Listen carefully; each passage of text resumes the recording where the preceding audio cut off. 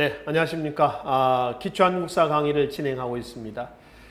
저희가 지난 시간에 국권피탈 과정과 식민통치에 대해 살펴봤습니다. 시기적으로 본다면은 1904년 2월 한일의정서에서요, 1945년 8월 15일 광복까지 살펴본 거죠. 국권피탈 과정에서 제일 먼저 가져갔던 일본이 가져갔던 국권, 그러니까 재정권, 그 다음에 외교권, 군사권, 사법권, 경찰권, 그리고 마지막 주권, 그리고 식민통치 형태에서 1, 2, 3기로 나눠서 무단통치, 문화통치, 민족말살통치, 경제침탈에서는 토지조사사업, 산미증식회해, 그리고 병참기지화정책의 일환에서 추진된 남면 북양정책, 또 남농북공정책, 중화공업정책 이런 것들을 살펴봤었습니다. 그 흐름을 전개 과정에서 이해를 좀 하시면 되겠습니다. 자, 그러면은 이 시간에는 식민통치 과정에서 1기에서 2기로 넘어가게 된 과도기적인 사건을 제공한 사건이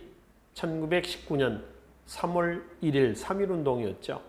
이 3.1운동은 정말 거국적인 전 지역에서, 그러니까 도시에서 지방으로, 지방에서 다시 어디로, 지방 대도시에서 농촌으로, 그러니까 어느 곳 하나 빠지지 않고 각지에서 일어났던 말 그대로 거국적인 사건이었었습니다. 비록 가시적인 측면에서는 실패한 거죠. 근데 진압됐기 때문에 실패한 거라는 얘기입니다. 장기적인 측면에서 3.1운동은 성공한 겁니다. 왜 성공했냐라면은 3.1운동을 계기로 해가지고 우리 독립해야 되겠다라고 하는 의지를 전 세계에 표방했다라고 하는 점, 우리 독립해야겠다라는 거죠. 또 하나는 3.1운동 이전에 독립운동의 방향을 보면 조금 나눠져 있는, 좀 분열되어 있는 양상을 내보였었습니다. 애국계몽운동 계열하고요, 의병운동 계열로 나눠졌었고요. 또 공화주의 대 복벽주의로 나눠지고 있었어요. 즉, 애국계몽운동이라 한다면은 다른 말로 실력 양성운동이라고 그래요. 또 무장투쟁을 제창했던 의병운동은 무력으로, 힘으로 하자는 겁니다. 근데 애국계몽운동은 힘으로 하자, 이건 반대를 합니다. 무장투쟁을 반대한다는 거죠. 왜 반대냐면은 무장투쟁, 무력적인 투쟁은 비문명이라고 그랬습니다. 즉, 비문명은 야만이다 이랬거든요. 근데 의병운동은 안 그렇죠. 폭력적인 투쟁을 통해서, 여기서 폭력은 사전적인 의미의 폭력이 아닙니다. 항일운동할 때 얘기하는 폭력은 다 우리를 위한 좋은 폭력이에요. 조국의 광복을 위한 폭력이라는 겁니다. 그래서 애국계몽운동 단체를요, 의병운동 계열이 습격을 해서 죽이기도 해요. 동족상잔의 비극이 일어난다는 겁니다. 왜 이런 일이 일어나겠어요? 왜? 우리는 목숨 내걸고 싸우는데 니네는 왜 그걸 반대하고 자꾸 발목 잡고 늘어지느냐, 이거거든요. 그러니까 궁극적인 목적은 같습니다. 의병운동 계열과 애국계몽운동 계열의 목표는 뭐예요? 광복이죠. 조국의 광복인데 가는 길 동안에 둘이는 손을 잡을 수가 있어 없어? 없습니다. 따로 가는 겁니다. 따로. 얘네들 의병운동은 폭력적인, 그리고 얘네들 애국계몽운동 단체는 비폭력적인 이런 활동을 전개한다는 거죠. 근데 3.1운동을 계기로 어떻게 했어요? 하나로 묶어지게 됐습니다. 어떻게 해요? 대한민국 임시정부라고 하는 상징적인 단체가 만들어지면서 하나로 묶어질 수 있었다. 그러니까 독립운동이 조직화되고 체계화됐다는 겁니다. 이게 3.1운동의 두 번째 결과입니다. 그죠? 두 번째 결과죠. 또 3.1운동 이전에 독립운동의 방향이 지금 공화정이냐, 아니 공화주의냐, 아니면 복벽주의냐 이랬잖아요. 공화주의는 말 그대로 민주공화국 할 때 공화입니다. 복벽주의라고 하는 것은 왕정복고예요. 다시 전제군주제로 조선 왕조 때처럼 되돌아가자라고 하는 겁니다. 이러면 독립의군부라는 단체가 있는데 독립의군부는 복벽주의를 지향합니다. 근데 대한광복단 또는 광복회라고 합니다. 이거는 공화주의를 또 지향을 하거든요. 이런 식으로 해서 3.1운동 이전에는 복벽주의 대 공화주의, 또 애국계몽운동 계열 대 의병운동 계열, 이런 식으로 해서 항일운동이 전부 흩어져 있었어요.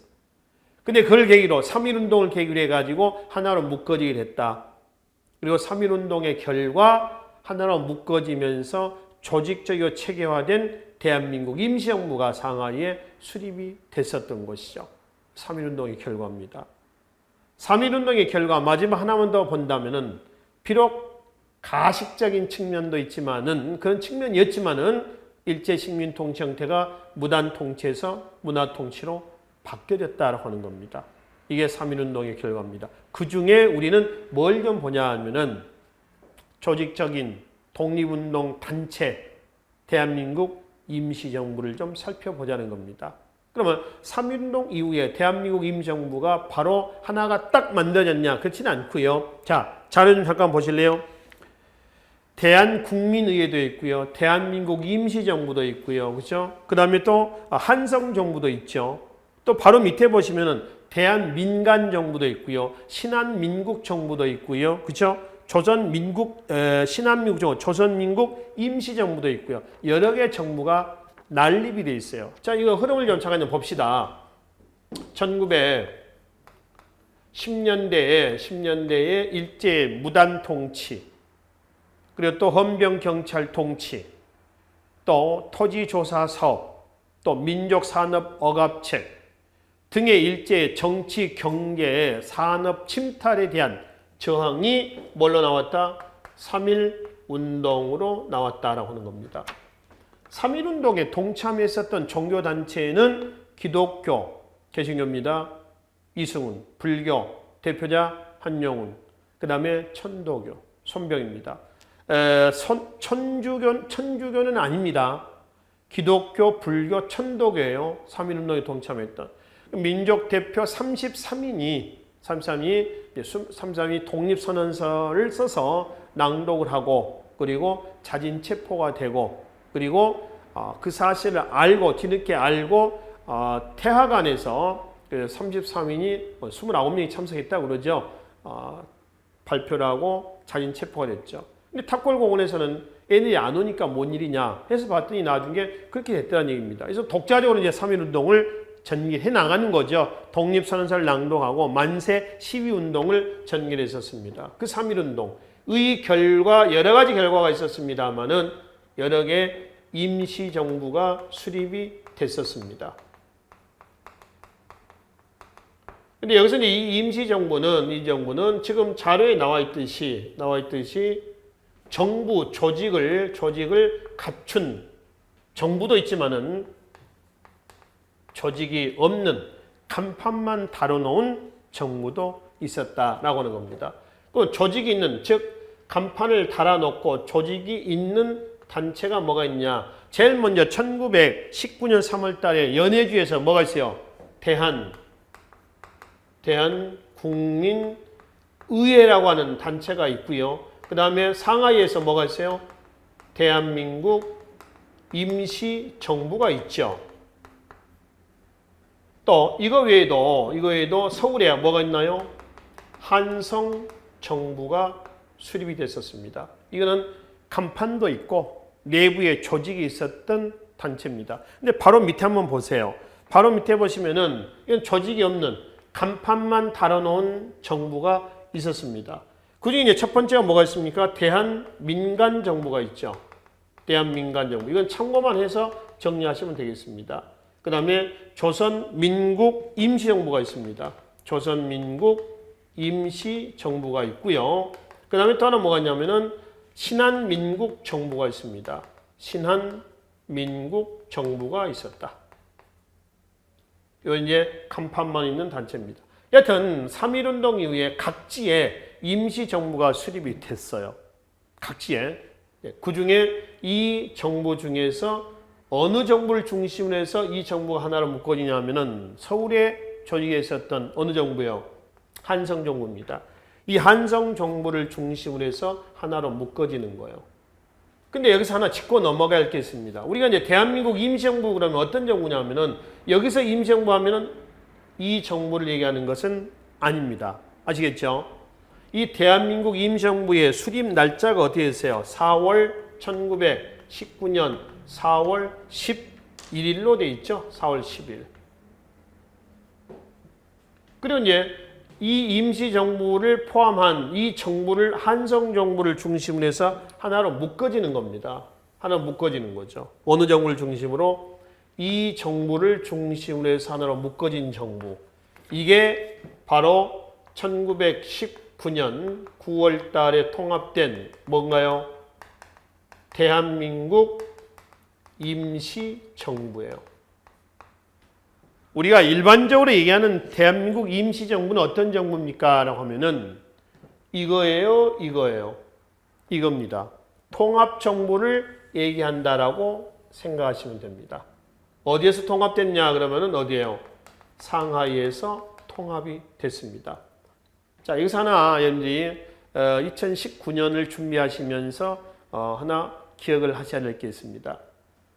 대한민국 임시정부 수립일이 2018년까지는 4월 13일 날로 했었습니다. 2018년 4월 13일 날 세종문화회관에서는요, 대한민국 임시정부 수립일, 제일 먼저 이 수립일을 기념한 기념행사를 했습니다. 근데 2019년부터는 날짜가 바뀌었습니다. 4월 13일이 아니라 며칠로? 4월 11일로 바뀌었어요. 왜 4월 10일이냐? 임시의정원이 만들어진 삼권 분립정부 아닙니까? 임시의정원이 만들어진 것이 4월 11일이에요. 2019년부터는 바뀌었습니다. 자, 기출문제 하나만 우리가 여기서 이 대목에서 하나 좀 정리하고 넘어가야겠습니다. 마지막 장에 2장에 19강 마지막 장에 보면은 기출문제 1번 한번 보실래요? 이게 2017년 서울시 문제거든요. 대한민국 임시정부에 대한 설명을 옳지 않는 것은 국내 항일 세력과 연락하게 연통제 나중에 보겠습니다. 국내외를 연결하는 비밀행정 조직망이고요. 두 번째, 독립공채를 발행했다. 독립공채는 다른 말로 애국공채입니다. 그러니까 기업에서 주식 발행하는 것 하듯이 독립금 좀 내라는 겁니다. 그럼 그 증을 주겠죠. 그럼 나중에 이제 광복이 되면은 그 증에 적혀 있는 그거를 국가가 주겠다는 겁니다. 애국공채죠. 세 번째, 만주 지역의 무장투쟁 세력들도 대한민국 임시정부에 참여합니다.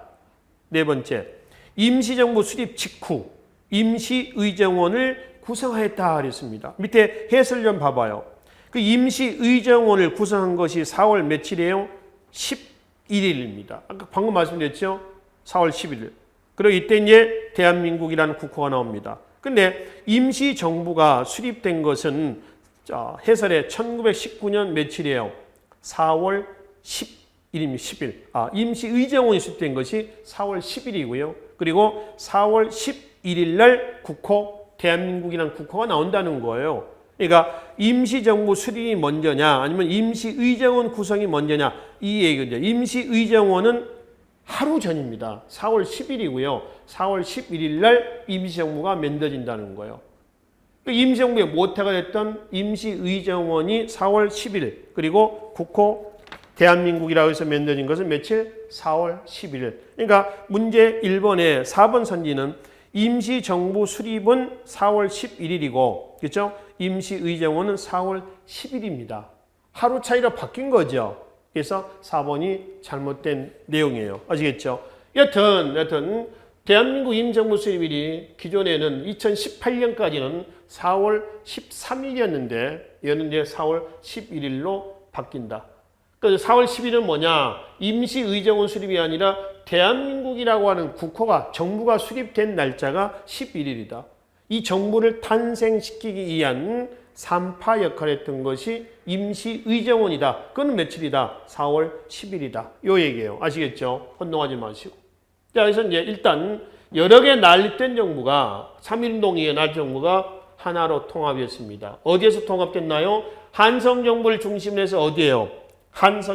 상하이입니다. 왜 하필 또 상하이냐라고 하는 것이죠. 상하이 잠깐 볼까요? 지정학적으로 상하이라고 하는 것은 위치는 여기입니다. 중국 땅 아닙니까? 상하이는 프랑스 초차지입니다. 프랑스가 일정 기간 이 지역을 지배하고 있는 것이에요. 그러니까 땅은 중국 땅이지만 상하이의 통치권 누가 갖는 거예요? 프랑스가 갖는 겁니다. 치해복권 지역입니다. 여기 안에서 한국인들이 독립군들이 여기서 활동하고 있을 때 일본 경찰이 들어와서 잡아갈 수가 있어요? 없어요? 없지요. 왜? 이건 중국 땅도 아니고 프랑스 땅이거든요. 프랑스가 실질적인 관할권을 가지고 있는 것이라는 얘기입니다. 아시겠죠? 근데 이 얘기를 굳이 왜 말씀드리냐면은 처음부터 상하이에다가 임시정부를 수립을 하자 이렇게 의견 일치가 된 것은 아니었었습니다. 아시겠죠? 일부는 말이죠. 일부는 어디에다가 바로 어디에 만주 땅에다가 임시정부를 수립하자. 그런데 일부는 어디에다가 하자. 일부는 상하이에다 하자. 3.1운동 이후에 이 통합정부를 어디다 세우냐 해서 의견이 분분했었습니다. 그럼 여기서 만주 땅에다가 임시정부를 수립을 하자라고 하는 사람들은 어떤 주장이냐면은 무장, 독립, 전쟁 논자들입니다. 그러니까 무장 독립 전쟁을 추구하고자 했던 사람들이고요. 한편 상하이에다가 임시정부를 수립하자라고 하는 사람들은 앞으로 우리의 독립운동의 방향을 어떻게 하겠다는 거예요? 외교 독립론자들. 그러니까 외교 독립론으로 끌고 가자 이런 얘기입니다. 독립운동의 방향을 놓고 어디다가 정부를 수립하느냐 통합된 정부를 이렇게 이제 난립이 됐다가 결국은 상하이에다가 정부를 수립하자. 통합된 정부를 의견 일치를 본 겁니다. 이 얘기는 임시정부의 독립운동의 방향이 바로 어떤 독립운동이었다? 외교 독립운동으로 전개가 될 것이다 라고 하는 것을 미리 예고한 거죠. 그렇죠?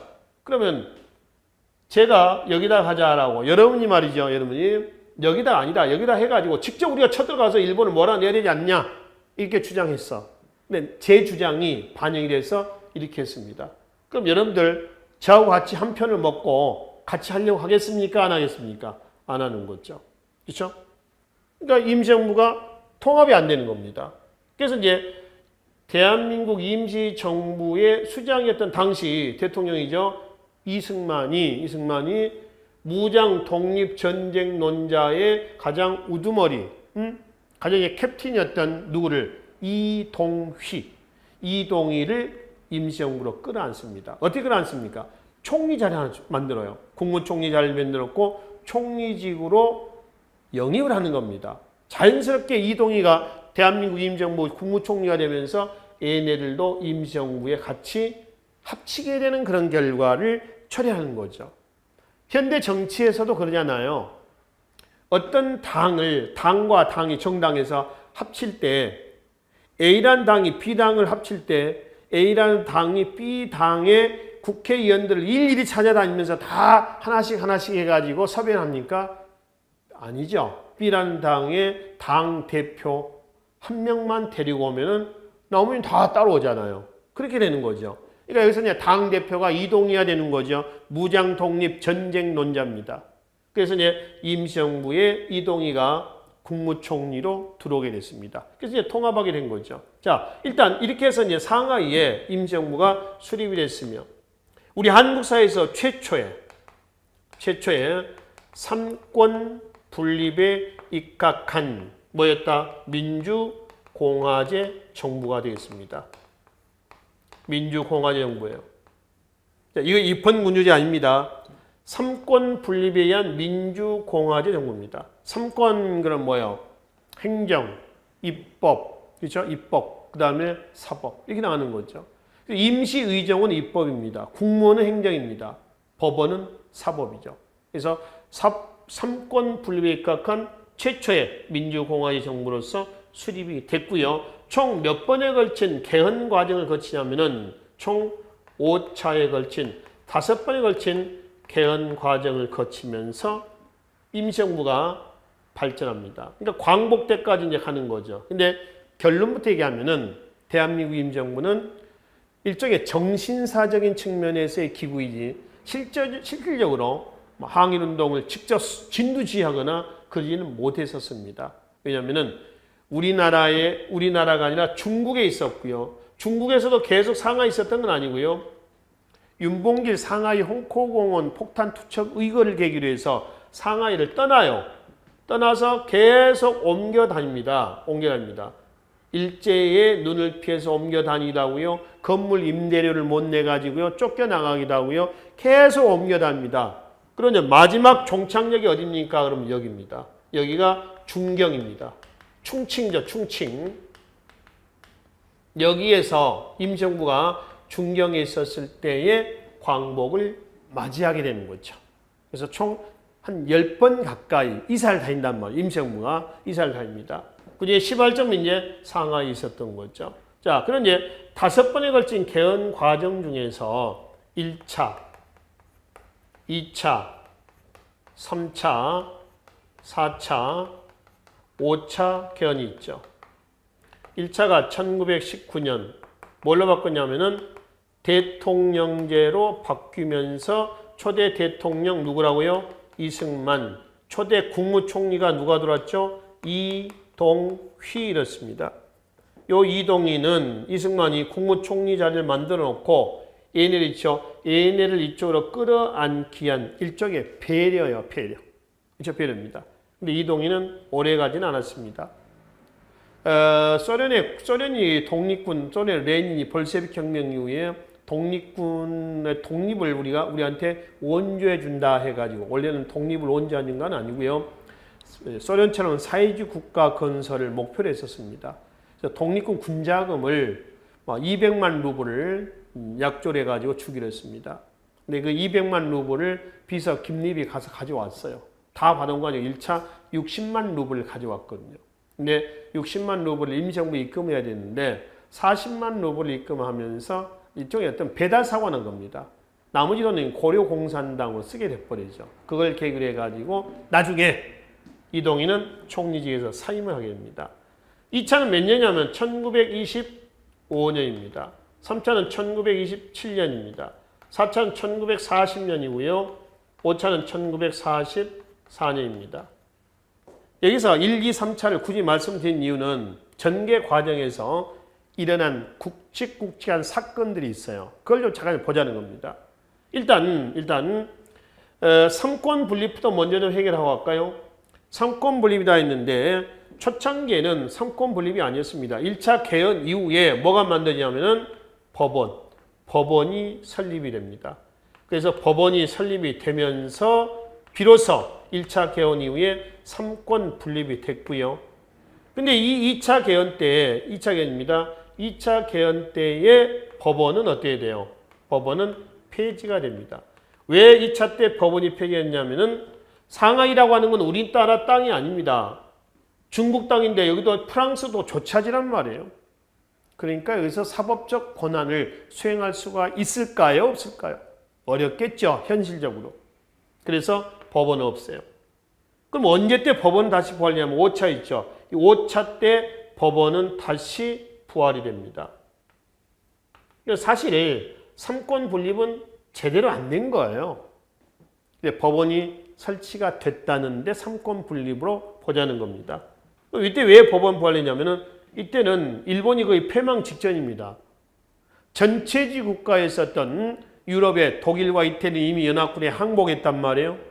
전체주의 국가 2차 대전의 주역이었던 세 나라 중에서 마지막 44년 현재 누구만 남아있어요? 일본만 남아있었거든요. 일본도 패망 직전입니다. 일본의 패망은 우리의 광복입니다. 그러니까 광복이 되면 정부가 수립이 돼야겠죠. 그러니까 정부 수립 준비를 하는 겁니다. 그래서 법원을 다시 부활을 시키는 거죠. 다시 이제 정부 조직을 갖춰놓는 이런 이제 모습이 나왔다라고 하는 겁니다. 이해되시죠? 그래서 이제 이렇게 해서 이제 법원은 만들어졌다가 폐지됐다 다시 부활입니다. 몇 번은 이제 전폐 과정을 거쳤다라고 하는 겁니다. 2차 개헌은 뭐냐면 내각제입니다.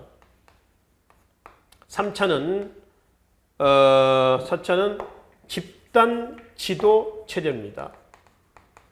집단 지도 체제는 당 대표가 없는 거예요.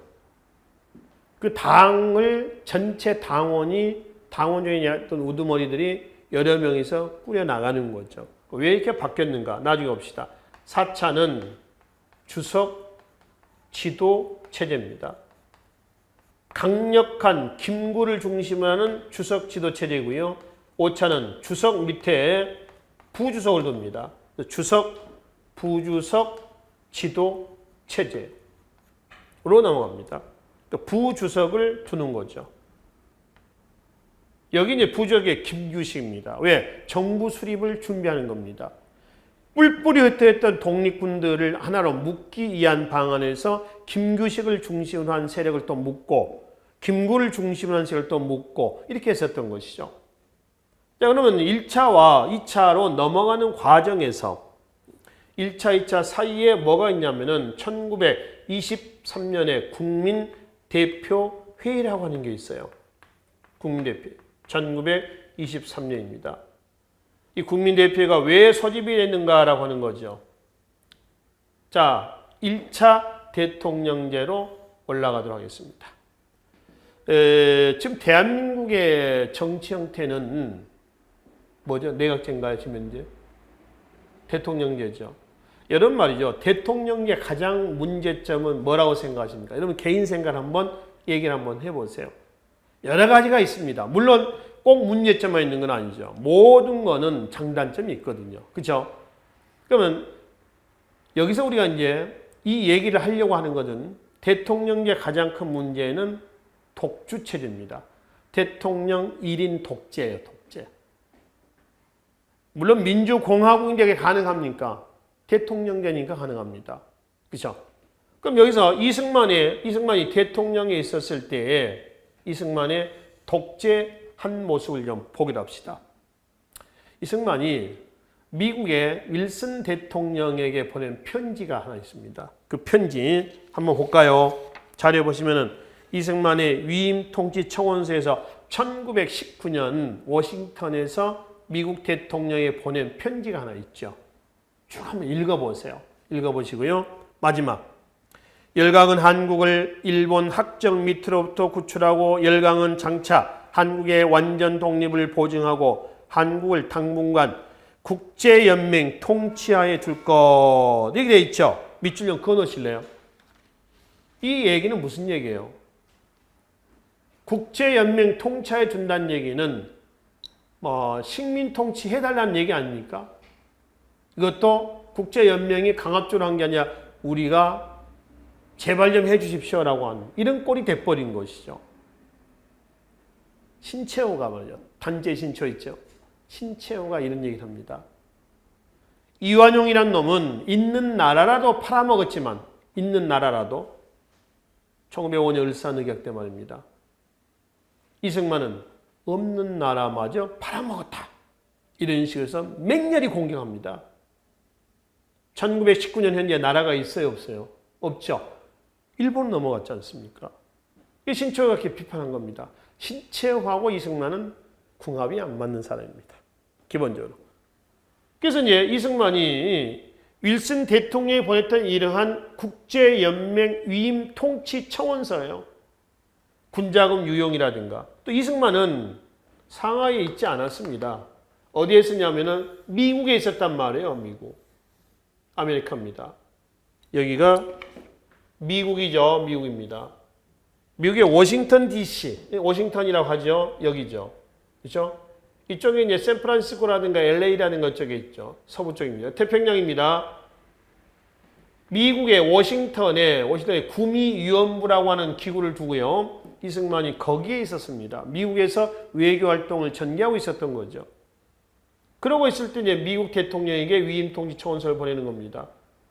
국내에서 군자금을 모금하면은 갖다가 쓰고요. 외교 독립론이라 쓰고요. 그렇죠? 이래 쓰고 이승만이 여기 있지 않으면서도 또 이런 엉뚱한 편지를 보내고 그래서 이제 어떤 문제가 나오겠어요? 대통령계 문제점이 노출되면서 이거 안 되겠다. 대한민국 임명후의 독립운동의 방향을 조금 다시 바꿔보든가 아니면 지금 현재 체제를 한번 바꿔보든가 해야 되겠다라고 하는 이런 이제 움직임이 나옵니다. 그 움직임 속에서 23년에 국민대표회의가 소집이 됐어요.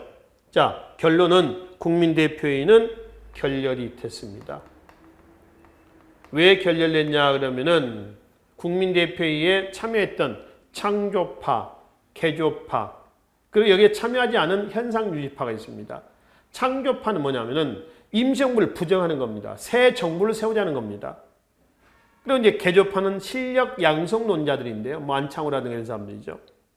여기는 임시정부의 간판은 놔두고 독립운동의 방향을 외교 독립론에서 다른 쪽으로 한번 바꿔보자. 이 얘기예요. 그래서 이렇게 하느냐 하다가 결렬됐어요. 그러면 상하이에 이제 얘네들이 남아 있을 필요가 없어요. 그래서 개조파하고 창조파는 상하이를 떠나버립니다. 그럼 여기에 참석하지 않았던 누가 남았어요? 임정고수파 또는 현상유지파라고 그래요. 뭐 김구라든가 이런 사람들이거든요. 그래서 김구 등이 남아있어. 그리고 이제 이승만의 독주체제를 견제하기 위해서 헌정을 바꾸죠. 대통령제에서 뭘 바꾸냐면은 내각제로 바꿉니다. 이거는 이 개조파, 현상유지파 있죠. 얘네들이 이승만을 탄핵을 하거든요. 그리고 임시정부 제2대 대통령에 누구를 임명하냐면은 박은식을 그 한국 통사와 한국 독립운동 지열사를 편찬한 박은식을 앉혀놓습니다. 그래서 박은식 선생이 내각제로 바꾸고요. 25년에 그리고 본인은 물러납니다. 그리고 그해 25년 11월에 박은식은 아마 폐렴 같아요. 폐암 정도 됩니다. 죽어요. 그럼 내각제로 고친 이후에 2차 개헌제에서 이때 이제 내각제, 우리가 이제 대한민국 임정부의 내각 체제하에서 내각이 구성이 되는데 앞서 얘기했던 대로 국민 대표회가 결렬되면서 상하이를 다 떠나버렸단 말이에요. 임정부 요인들이 옛날에 장조파니 개조파니 이 사람들이 다 떠나버렸어요. 그러니까 내각을 구성해야 되는데 내각을 구성할 수가 있냐? 없단 말이에요. 그래서 27년에 뭘로 바꿨어요? 집단 지도체제로 바꿨습니다. 이게 장기 존속체제예요.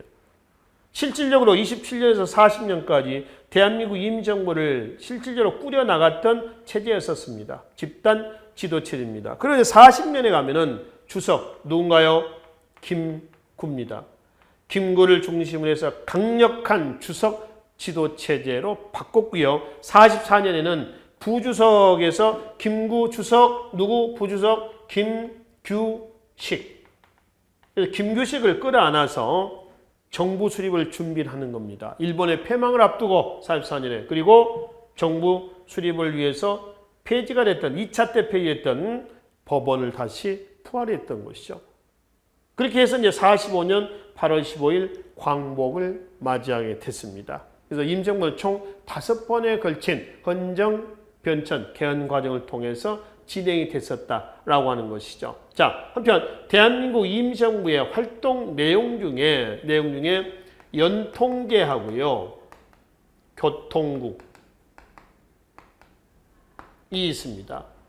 이 연통제하고 관련해 가지고 만주에 이륙양행하고요, 부산에 백산상해라고 하는 게 있어요. 자료 참고하십시오. 이륙양행은 만주에 있습니다. 만주. 이쪽인데요. 요동 쪽이겠습니다. 그리고 백산상해는 부산에 있었습니다. 백산은 안희제, 대종교 교도였던 안희제호가 백산입니다. 호남의 지주는 당시 김성수가 있었다고 한다면은 영남 지방의 부호로서 안희제가 있었어요. 그래서 안희제가 이제 백산상해를 중심으로 해가지고 뭐라는 거죠? 군자금을 모금하는 겁니다. 군자금을 모금을 해요. 뭐 예를 들어서 우리 기출문제 봤듯이 독립공채 또는 애국공채를 모은다거나 또 국민의연금을 모은다거나 수재의연금 모금하듯이 그래서 모아가지고 이 돈을 어디로? 이륙양행으로 전달합니다.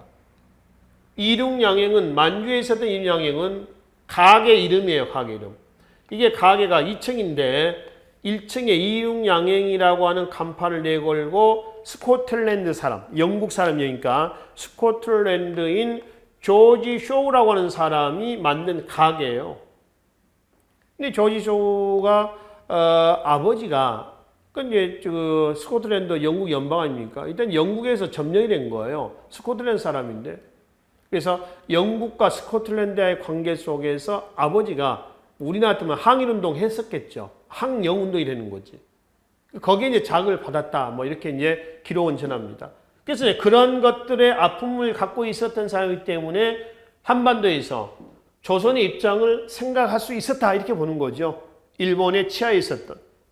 그래서 조지 쇼우가 운영하고 있는 이륙양행의 2층 건물을 임대해가지고 임정부가 사용을 합니다. 그래서 그냥 이륙양행이라고 얘기를 합니다. 그래서 군자금을 전달하고 문서도 전달하고 해가지고 이륙양행에서 운영했던 배가 있습니다. 배. 무역선이죠. 무역선. 그 배편을 통해 가지고 어디로? 상하이로 전달하는 것이죠. 그래서 국내와 국외를 연결하는 이 비밀행정 조직망, 이걸 뭐라고 그러죠? 연통제라고 그래요. 아셨죠? 연통제란다. 이 배편을 통해 가지고 백범 김구가 상하이로 피신을 하기도 합니다. 상하이로. 백범 김구는 그 황해도에서 일본 육군 중이 스치다라고 하는 중위를 죽이죠. 을미사변의 보복으로 죽인단 말이에요. 그래서 인천형무소에 수감이 됩니다. 탈출합니다. 그리고 한때는 승려가 되기도 하고 공주 마곡사에 들어가서 승려가 되기도 했어요. 이 공주 마곡사 같은 경우는 이번에 2018년 6월 한국의 산지승원에서 현재까지 마지막 유네스코 세계문화유산에 등재된 사찰이기도 합니다. 공주 마곡사 또는 순천 서남사, 또 영주 부석사, 안동 봉정사, 양산 통도사, 그렇죠? 이런 사찰이 한국의 산지승원에서 유네스코 세계문화유산에 등재가 됐죠. 그 중에 공주 마곡사도 있습니다. 자, 그러면은 그렇게 해가지고 나중에 김구가 여기서 운영했던 누구죠?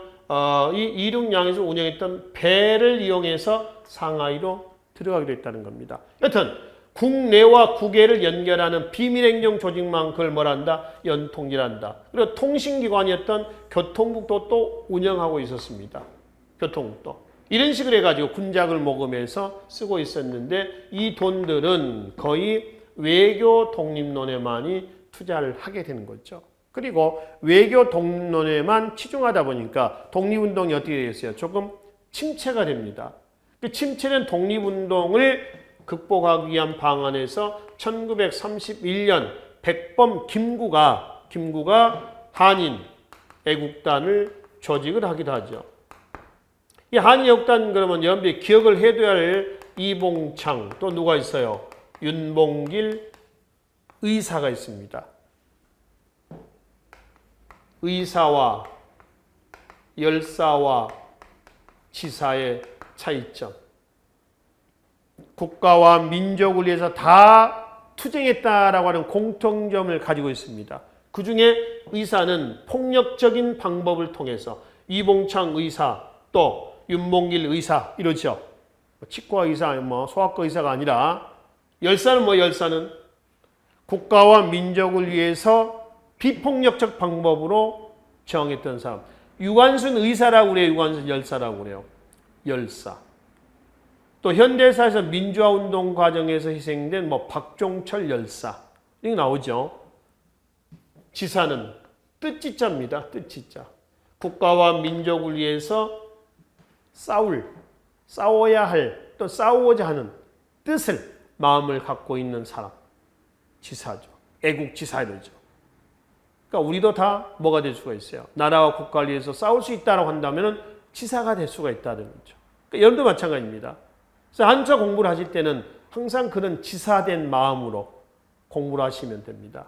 직접 한국사에 관심을 가지고 내가 거기에 풍덩 들어가는 겁니다.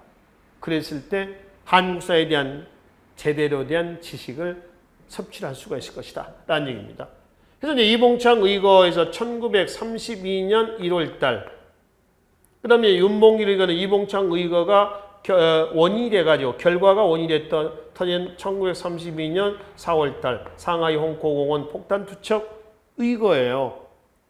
그래서 한인 애국단의 조직은 임시정부의 외교 독립론에 대한 자성론입니다. 자성론. 좀 폭력적인 방법을 통해 가지고 항일운동을 전개하고 있었던 것이죠. 그리고 이제 임시정부가 외교 독립론이라고 그랬어요. 무장 독립 투쟁은 전혀 없었냐? 그렇지는 않습니다. 자, 마지막 장에 보면은 바로 임시정부의 군사활동이 있습니다. 거기에 밑에서 몇 번째 보면은 맨 밑에 줍니다. 임시정부의 정규 부대가 하나 있어요. 그 정규 부대를 뭐라고 그래요? 한국 광복군이라고 그래요. 몇 년인가 좀 보실래요? 1940년입니다. 어디에서? 충칭에서. 마지막 임시정부 총착역에서 정착지에서 한국 광복군이 중국 국민당 정부의 후원을 받고 만들어졌습니다. 아시겠죠? 굳이 이 얘기를 왜 말씀드리냐면은 대한민국 임시정부 수립과 동시에 한국 광복군이 조직됐다. 자, 이 문장은 맞아요, 틀려요? 틀리죠. X입니다. 주의하세요. 대한민국 임시정부는 몇 년이에요? 1919년입니다. 근데 대한민국 임시정부의 정규 부대는 1940년이에요. 이 정규 부대를 뭘 한다고요? 한국광복군이라 이렇게 한다는 겁니다. 그래서 연대, 시차의 연대 좀 유의를 하시라는 겁니다. 이게 이제 기출문제선상에서는 이렇게 출제가 됐었죠. 대한민국 임정부가 수립된과 동시에 한국광복군이 조직이 돼서 항일운동을 전개했다. 이런 문장입니다. 이런 식의 문장. 그와 동시가 아니라는 얘기입니다. 20년의 차이가 있습니다. 아까 우리가 기출문제에서 불과 한 달, 두 달, 뭐 이런 시차를 가지고 순서를 묻는 문제가 있었잖아요. 임시의정원이 먼저냐, 임시정부 수립이 먼저냐, 이런 것들 말이에요. 그렇죠? 근데 한 20년 정도 차이니까 이건 어마어마한 거 아닙니까? 이거 별거 아닌 것 같은데 같은 단체, 같은 군사적 기반이다 보니까 같이 맺어진 걸로 혼동을 하신다는 겁니다. 그래서 혼동하지 마시라고 미리 말씀을 좀 드리는 겁니다. 자, 마지막 하나 봅시다. 밑에 문화활동에서 보면은 독립신문, 대한민국 임시정부의 정규 부대입니다. 독립신문이 있고요. 그 다음에 마지막 사료편찬소가 있습니다. 이 사료편찬소는 한일 관계 사료집을 연구한 건데 백암 박은식의 대표적인 한국통사 아시죠? 한국통사는 우리가 일제로부터 당한 역사를 고통의 역사를 써놓은 겁니다. 그래서 통사라고 한다면 보통 처음부터 끝까지 쓴다는 통사거든요. 근데 이 통사가 아니라 고통의 역사다 해서 고통 통째를 씁니다. 1863년 흥선대원군이 등장해서 1911년 105인 사건까지 우리가 일제로부터 당한 역사를 1915년에 간행한 책이에요. 누가? 박은식. 일제 침략 상황, 이 기간 동안의 침략 상황이 낱낱이 공개가 될 거 아니에요. 그래서 일본은 한국 통사를 수거하는 한편 일본은 뭐를? 조선사 편수회를 조직을 해서 조선사를 조직적으로 왜곡을 합니다. 왜곡된 조선사 편수회 활동에 대한 반발이 대한민국 임시정부에 뭐로 나온다? 사료 편찬서로 나왔다. 이런 얘기입니다. 그러니까 조선사 편수회는 이거에 대한 반발이고 사료 편찬서는 조선사 편수회에 대한 반발에서 반동해서 만들어졌다라고 이제 보시면 되겠습니다. 이게 대한민국 임시정부의 여러 활동 내용 중에서 우선 여러분들이 인지 좀 하셔야 될 내용에 대한 내용을 살펴봤습니다. 그래서 3.1운동의 결과 여러 가지 결과가 있었습니다만 그중에 가장 큰 결과, 가장 큰 덩어리 대한민국 임시정부의 수립과 이후의 활동 과정을 이 시간에 살펴봤습니다. 자, 다음 시간에 뵙겠습니다. 수고하셨습니다.